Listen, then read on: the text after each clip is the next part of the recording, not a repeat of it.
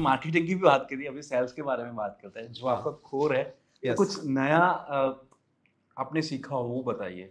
सो sales में सब most important thing जो सेल्स में होता है, एक तो आपके मार्केटिंग होने के बाद आपका एक लीड जनरेट हो गया, उसके बाद से आपका सेल्स प्रोसेस शुरू होता है।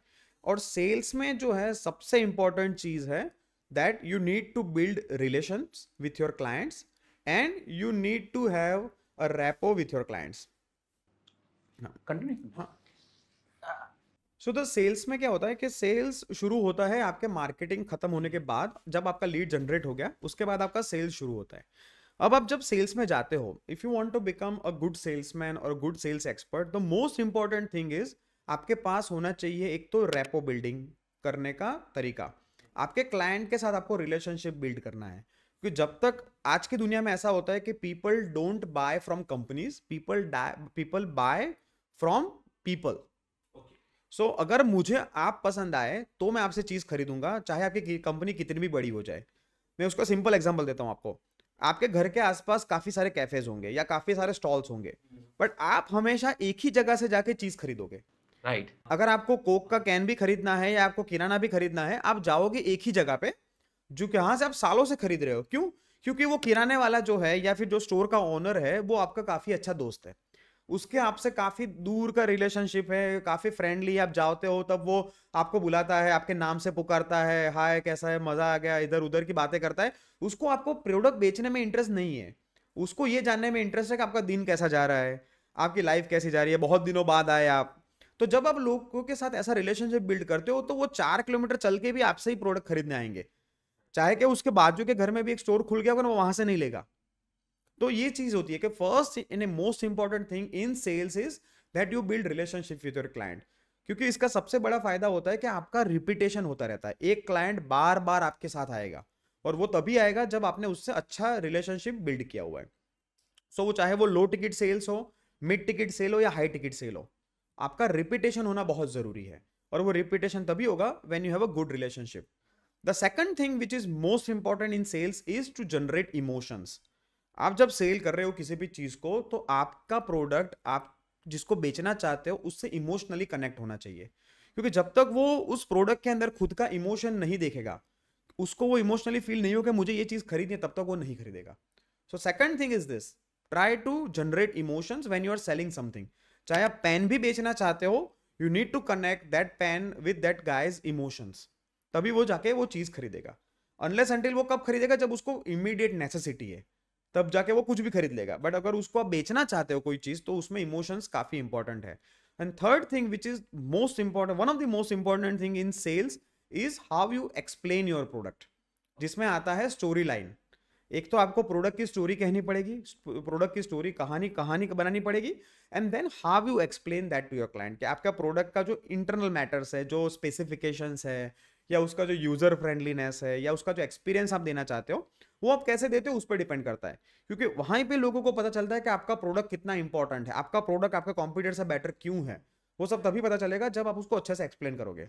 सो build relationship, generate emotions, and then explain and give the experience best, तब जाके आपका प्रोडक्ट बिकेगा आपके क्लाइंट के साथ। वो नया क्लाइंट है तो, अगर आपका पुराना क्लाइंट है तो वो तो खरीद लेगा आपसे, वो उसको भी ये चीज तो करनी ही पड़ेगी, बट वो आराम से खरीद लेगा। बट नया क्लाइंट है तो focus on this 3 things. Okay, तो ये जो सेल्स के बारे में अगर आपको कुछ ज़्यादा जानना है तो हमारे पहले पॉडकास्ट में जाइए। हम्म। बहुत ज़्यादा डीपली हमने बात की है कि कैसे आपको सेल्स में कैसे स्किल इंप्रूव करनी है, कैसे क्या चीज़ करनी है, वो हमने बहुत पहले बताया हुआ है। तो आप जाके, एंड मैं लिंक भी डाल दूंगा, आप देख लेना। तो सर वो तो हमने बात कर ली, लेकिन आई थिंक मैं एक चीज़ बताना भूल गया और ऐड करना भूल गया हमारे टॉपिक में, कि उसके बाद आता है फीडबैक, एंड उसमें हम क्या इम्प्रूव कर पाए। तो हम्म। उसमें भी बहुत ज़्यादा गलतियाँ हो जाती है। हाँ। आई थिंक मैंने भी बहुत ज़्यादा गलतियाँ, अभी हम भी इम्प्रूव कर रहे हैं। हम्म। लाइक कोई भी प्रोडक्ट है, अगर मैं कुछ बेच रहा हूँ, कुछ कर रहा हूँ, लाइक कैफ़े भी है, कुछ भी है, एंड देन अगर वो प्रोडक्ट फीडबैक हमने नहीं लिया और वो चीज़ गंदी लगी किसी को, तो बाद में ज़्यादा इन्फ्लुएंस होता है दूसरे लोगों को। सही बात है। और वो बहुत बड़ा, एंड यू नो आप कुछ अच्छा करो तो कुछ ज़्यादा नहीं जान पाते लोग। अगर आपको कुछ बुरा किया है तो वो ज़्यादा स्प्रेड हो जाता है। ट्रू। देखिए सेल्स में ये जो आपने जो चीज बताई, this is called post sales process. आपका प्रोडक्ट बिक गया है, ठीक है। अभी आपको लगा मेरा प्रोडक्ट तो क्लाइंट ने ले लिया, अब मुझे कोई फर्क नहीं पड़ता है। काफी बिजनेसमैन ऐसे होते हैं, काफी सेल्समैन ऐसे होते हैं, अरे अपना प्रोडक्ट बिक गया, अब क्या ही लेना देना है क्लाइंट के साथ। अगर आपने ये चीज रखी है, अगर आप क्लाइंट को से फीडबैक नहीं लेते हो, अगर आप क्लाइंट को नहीं पूछते हो, तो क्या होगा कि वो अच्छी चीज है या बुरी चीज है, या उनका प्रोडक्ट अच्छे से काम किया या नहीं काम किया, या उनका एक्सपीरियंस अच्छा था कि बुरा था, वो आपको पता ही नहीं चलेगा। जब तक आपको पता नहीं चलेगा, आप उसे इंप्रूव कैसे करोगे? तो there are lot of businessman who make this mistake कि वो क्लाइंट से फीडबैक ही नहीं लेते, उनसे रिव्यू नहीं लेते। So it is very important कि आपके बेचने की चीज बेचने के बाद आप उनको 1 हफ्ते बाद या 10 दिन के बाद उनको पूछिए, सर मैंने जो आपको चीज बेची उससे आपको कैसा फील हो रहा है। अभी काफी प्रोडक्ट में ऐसा होता है कि फीडबैक लेने की जरूरत नहीं होती है, product itself is not there. For example आप इंश्योरेंस बेच रहे हो तो वो कोई फिजिकल नहीं है ना, insurance is not a physical thing, वो तो सिर्फ कागज का एक पेपर है। बट उसमें भी आपको फीडबैक लेना चाहिए कि सर आपने मेरे साथ इंश्योरेंस लिया, थैंक यू वेरी मच। आप मुझे ये बताइए कि आपका जो आपने शायद बहुत सारे इंश्योरेंस अभी तक परचेस किए होंगे, मेरे साथ का एक्सपीरियंस कैसा रहा। तो वो चीज भी आप फीडबैक लोगे, उनसे आप रिटर्न में फीडबैक लो, उनसे आप टॉक में फीडबैक लो, फिर वही फीडबैक को आप एक पोस्ट बना के अपने सोशल मीडिया पे पोस्ट करो या अपनी व्हाट्सएप स्टोरी पे डालो। उससे क्या होता है कि लोगों को पता चलता है कि आपकी सर्विस कैसी थी, because there are two things, इधर you are selling a product और you are selling a services. अगर आपके पास फिजिकल प्रोडक्ट है, जैसा मैं बेचता हूं फ्लैट्स, तो मेरे पास फिजिकल प्रोडक्ट है, आप बेचते हैं रियल एस्टेट सर्विसेज, सर्विसेज। तो आपको भी फीडबैक लेना चाहिए बिल्डर से कि भाई हमारी सर्विसेज कैसी है। मुझे मुझे फीडबैक लेना चाहिए मेरे परचेस जो मेरे क्लाइंट्स है कि भाई आपको मेरा फ्लैट कैसा लगा। चलो फ्लैट में तो ऐसा है कि आज बुक करेगा, पोजीशन में 2 साल के बाद देने वाला हूं, पर पोजीशन देने के बाद भी हम लोग पूछते हैं 6 महीने 8 महीने 1 साल के बाद कि सर आपको रहने में मजा आ रहा है, कोई तकलीफ तो नहीं हो रही है, फ्लैट में कुछ तकलीफ हो तो मुझे बता देना, मैं चेंज करवा दूंगा। सेम चीज आप कार में भी करो। अगर आपने कार बेची है तो अपने लोग 1 हफ्ते बाद अपने जो ओनर है कार का उससे पूछो, सर कार कैसे चल रही है, मजा आ रहा है, कुछ गड़बड़ हो तो मुझे बता देना, मैं तुरंत ही उसको सॉल्व करा दूंगा। अगर आप पेन भी बेच रहे हो तो आप पूछ सकते हो, सर वो पेन मैंने आपको बेची थी कैसी चल रही है, अच्छा चल रहा है ना, कैसा राइटिंग आ रहा है, ये वो चीज। मतलब ऐसी छोटी चीज में भी आप फीडबैक ले सकते हो। जब तक आप फीडबैक लोगे नहीं, आपको नहीं पता चलेगा आपका आपका प्रोडक्ट या सर्विसेज कैसा काम किया, और जब तक आपको नहीं पता चलेगा आप उसको इंप्रूव नहीं कर पाओगे। That's why it is very important to take feedback from clients. और आई थिंक वो कंटिन्यूअसली होना ही चाहिए, ऐसा नहीं कि स्टार्टिंग में हम कर रहे हैं, क्योंकि स्टार्टिंग में कंपटीशन भी इतनी अभी ज़्यादा बढ़ रही है कि हर लोग कहीं ना कहीं कहाँ पे कुछ ना कुछ ट्राई करते ही रहते हैं। बिल्कुल। लाइक जैसे कि हमने पोर्टल बनाया तो पोर्टल कई लोगों ने पहले भी बनाया हुआ था, हमने कुछ नया ऐड ऑन किया, नई कुछ सर्विस की, हमारे बाद भी कई लोग बनाना चाहते हैं, लेकिन कंपटीशन चलती रहे, तो आपको फीडबैक और इम्प्रूवमेंट तो आपको चाहिए ही चाहिए। बिजनेस नॉट कि आपने ये शुरू कर दिया है और यहाँ पे मेरा खत्म है, आपको कंटिन्यूअसली रखना है और उसका ग्रोथ चाहिए, तो ये इम्प्रूव चाहिए ही चाहिए। बिल्कुल।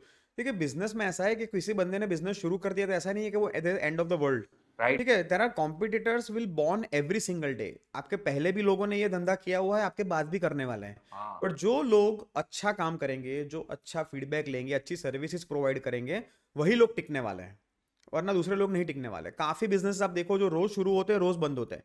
आप देखो कितने सारे स्टार्टअप्स है जो डेली आते हैं और फिर 6-8 महीनों में बाद बंद भी हो जाते हैं। There only few startups that we see कि वो आज बहुत बड़े हो चुके हैं। So taking feedback is very important, because उसी में आपको पता चलता है कि आपको कहाँ पे इंप्रूवमेंट करना है, आपका कहाँ पे कस्टमर सेटिस्फाइड है, कहाँ पे नहीं है।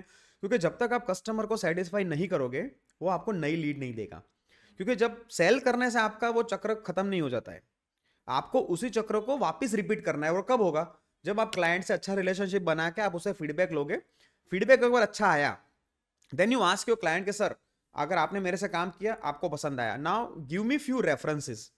अगर आप मुझे कुछ और अपने फ्रेंड्स के या रिलेटिव्स के रेफरेंसेस दे सको तो मैं उनसे भी मिलना चाहता हूं, मेरा प्रोडक्ट या मेरी सर्विस में उन्हें भी पिच करना चाहता हूं। तो जब तक आप रेफरेंसेस नहीं लोगे, आपको नए क्लाइंट्स नहीं मिलेंगे।